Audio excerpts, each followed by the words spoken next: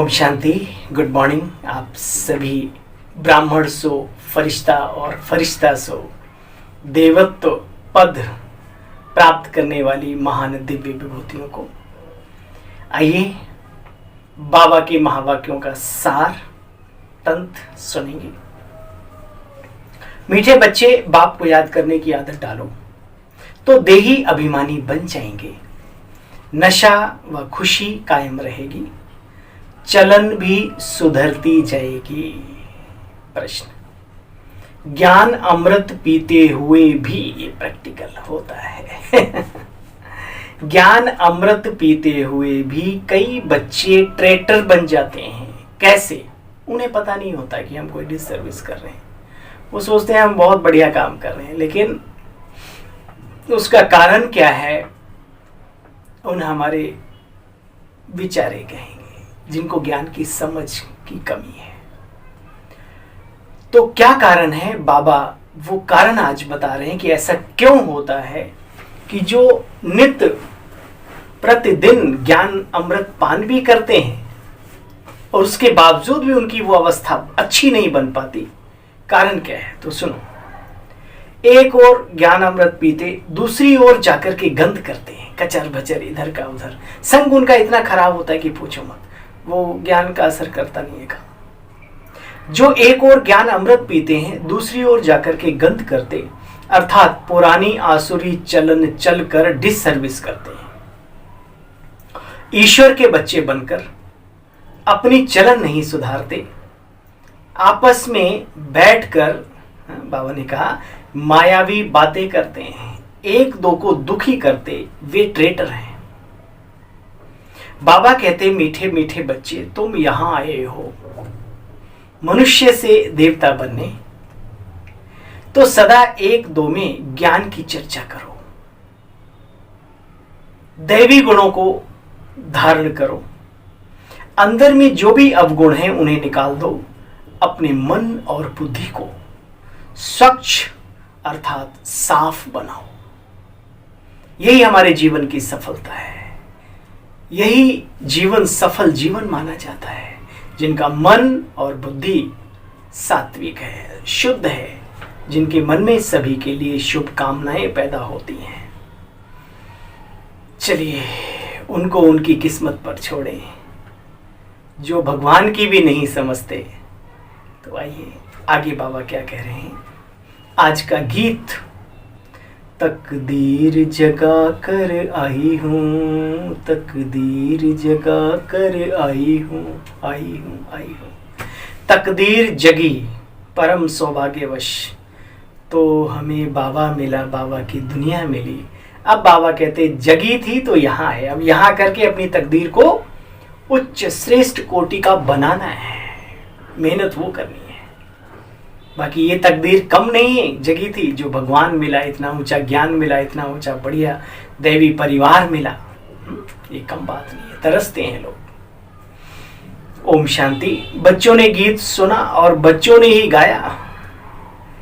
कोई भी स्कूल में जब जाते हैं तो तकदीर बुद्धि में रहती है मनुष्यों की कि मैं ये पढ़ाई पढ़कर इम्तिहान पास करूंगा तो ऐसा बनूंगा। बुद्धि में तकदीर अर्थात एम ऑब्जेक्ट रहती है। तुम बच्चे भी जानते हो, हम अपनी तकदीर में नई दुनिया को धारण करके बैठे हैं। नए संसार में जाएंगे, वहां ऐसा ऐसा होगा, ये सब बुद्धि में बैठा हुआ है। नई दुनिया रचने वाले परमपिता परमात्मा से हम वर्षा ले रहे हैं। कौन सा वर्षा? मनुष्य से देवता, नर से नारायण, नारी से श्री लक्ष्मी बनने का वर्षा। भ्रष्टाचारी दुनिया में बच्चे ऊंच पोजीशन पर भी कोई होता है तो उसको सब मानते हैं। जैसे देखो आजकल सन्यासी हैं, उनको सब मानते हैं। क्यों? क्योंकि वो प्योर हैं, शुद्ध, चरित्रवान हैं, पवित्र रहते हैं सब, तभी उनको मनुष्य अच्छा समझते हैं। गवर्नमेंट भी अपने से अच्छा ऊंचा मानती है तो उन्हों को अपना राजगुरु भी बनाती है। देखिए दुनिया उनको मानती है और वो लोग पवित्रता के सामने झुकते हैं। सतयुग में गुरु आदि का कोई नाम नहीं होता। गुरु अर्थात सदगति करने वाले। सतयुग में तो सदगति की किसी को जरूरत नहीं होती। शास्त्रों में तो बच्चे बहुत सारी कहानियां बनाई हुई हैं। राजा जनक ने फलाने को जेल में डाल दिया, जिसमें ब्रह्म ज्ञान, राजयोग का ज्ञान नहीं था। जब उन्हें राजयोग का ज्ञान मिला तब सेकंड में जीवन मुक्ति को पाए। भ्रष्टाचारी अर्थ का मतलब ये नहीं होता कि कोई रिश्वत खाता है उससे भ्रष्टाचारी कहते हैं। जो विकारी हैं उन्हें बाबा भ्रष्टाचारी कहते हैं।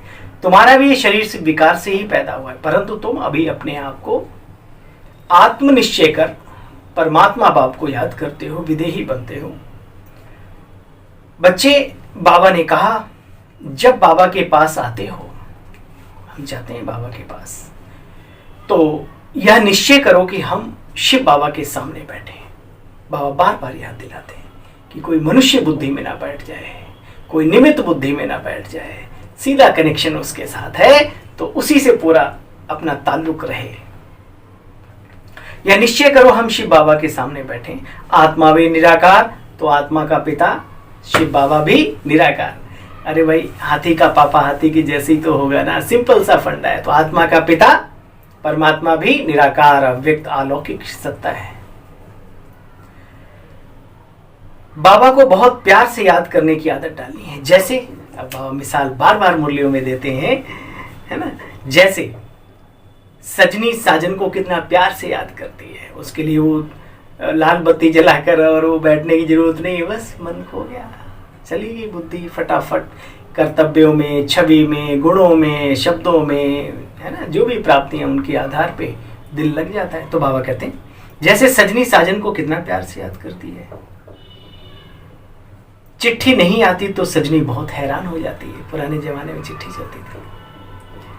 तुम सजनियों को तो धक्का खा खा कर अब ये साजन मिला है। आत्मा सजनी भी है ना, सर्व संबंध है उस ईश्वर के साथ, इसलिए बाबा अनुभव करा रहे हैं आज। देखो, तुम सजनियों को धक्का खा खा कर ये साजन मिला है तो याद अच्छी रहनी चाहिए। याद के साथ साथ चलन भी बहुत अच्छी रहनी चाहिए, बड़ी अच्छी चाहिए। बाबा चलन से ही समझ जाते हैं, यह याद नहीं करते इसलिए इनको धारणा भी नहीं होती। योग नहीं तो धारणा करने में बड़ा मुश्किल लगता है। योग युक्त जीवन, धारणा युक्त जीवन स्वतः ही हो जाता है। याद में बच्चे मेहनत है तो प्राप्ति भी बड़ी है। याद में रहना बड़ी मेहनत है। ऐसे कोई मत समझे कि भोग लगता है वो हम खाते हैं तो बुद्धि योग बाबा से लग जाएगा। नहीं बच्चे, यह तो शुद्ध भोजन है, परंतु अपने ऊपर मेहनत ना करे तो कुछ भी होगा नहीं। खुद प्रैक्टिस करने की मेहनत नहीं करेंगे, आत्मस्वरूप में टिकने की, बाबा को याद करने की, तो सिर्फ ब्रह्मा भोजन या भोग खाने से कुछ होने वाला नहीं है। बाबा यहाँ भावनाओं में नहीं बाता, विवेक भी खोलता है हम आत्माओं के। श्रेष्ठाचारी याद से ही बनेंगे। यहाँ पर प्योरिटी फर्स्ट, पवित्रता है फर्स्ट। आत्मा को शुद्ध बनाने के लिए योग का भी बल चाहिए। अब पवित्रता है फर्स्ट, पवित्र जीवन जीने के लिए मनोबल, आत्म बल चाहिए, और वो योग से प्राप्त होता है, मन की एकाग्रता परमात्मा के साथ। सो तुम बच्चे जानते हो इन बातों को। देखो बच्चे, गरीब ही पुरुषार्थ करके राज्य भाग्य ले लेते हैं। वाह वाह रे गरीबी वाह, नशे में रहो, अच्छा है गदेलों में नहीं पड़े पले, वरना संगम का सुख भी फीका लगता। गरीबी में पले हैं, बड़े हैं, आगे बढ़े हैं, तो बाबा का ज्ञान योग दिया हुआ जीवन बहुत ही श्रेष्ठ उच्च क्वालिटी का लगता है। आनंद आ जाता है, आनंद। तो कभी अपने जीवन से मायूस ना हो कि मैं गरीब क्यों, काश मैं भी अमीर होता। अरे जो है उनका देखो, अच्छा है, उससे कोई नफरत नहीं है।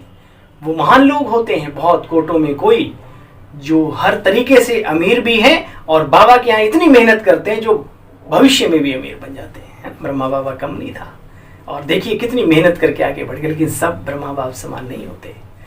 बाबा कहते गरीब बच्चे ही पुरुषार्थ करके उच्च राज्य भाग्य ले लेते हैं, बाकी तो सबका विनाश तो होना ही है। ये ज्ञान भारत के लिए है, ये ज्ञान भारत के लिए, लेकिन अभी तो पूरे विश्व में संस्था काम कर रही है। क्यों भाई? अरे भारत के ही तो लोग कन्वर्ट हो के गए हैं ना, उन्हें लाना है ना अपने इसमें। बाबा कहते हैं मेरे भक्तों को ये ज्ञान जरूर सुनाओ, जो कन्वर्ट हो गए उनमें से निकल आएंगे। मूल बात है ही यहाँ पर प्योरिटी की, पवित्रता की। जानते हो बाबा हम आत्माओं को पवित्र बनाने आया है। दैवी गुण भी चाहिए, मैं देवता बना रहा हूं। अपने से बात करो, मैं देवता बन रहा हूं तो मेरे में कोई भी अवगुण नहीं होना चाहिए, अगर है तो 100 गुना दंड पड़ेगा।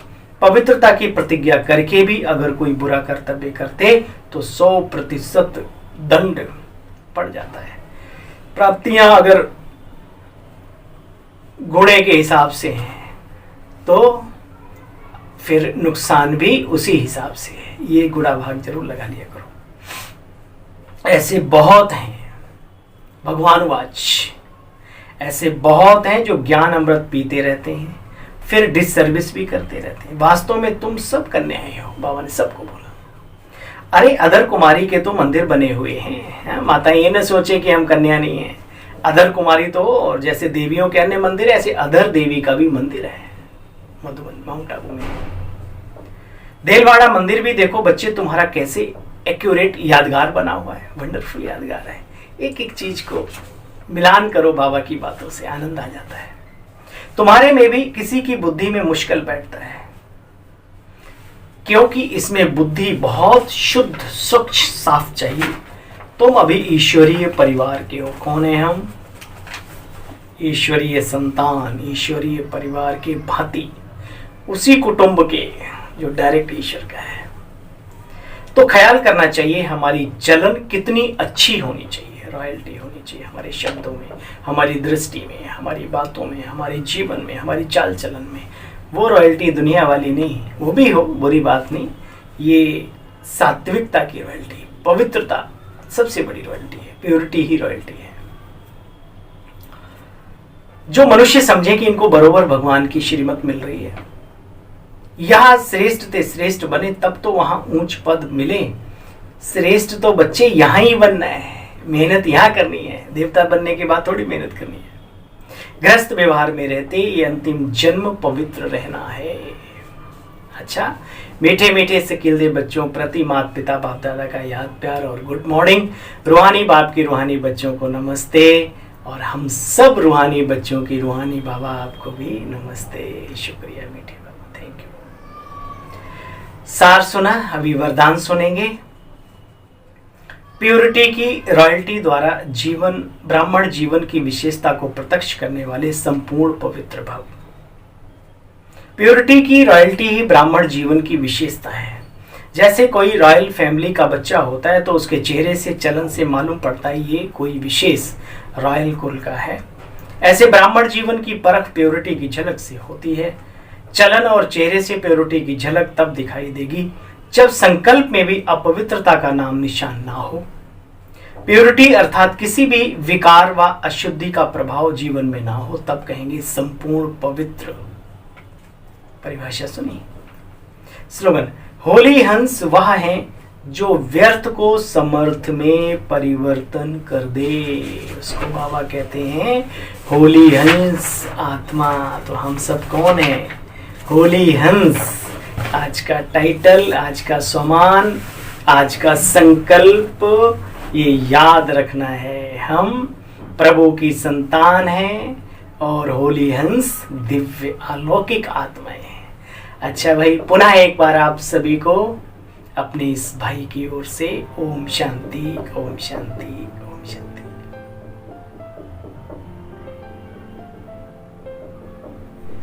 चैनल को सब्सक्राइब करने के लिए, वीडियो को शेयर करने के लिए आप सभी का बहुत बहुत धन्यवाद। ओम शांति।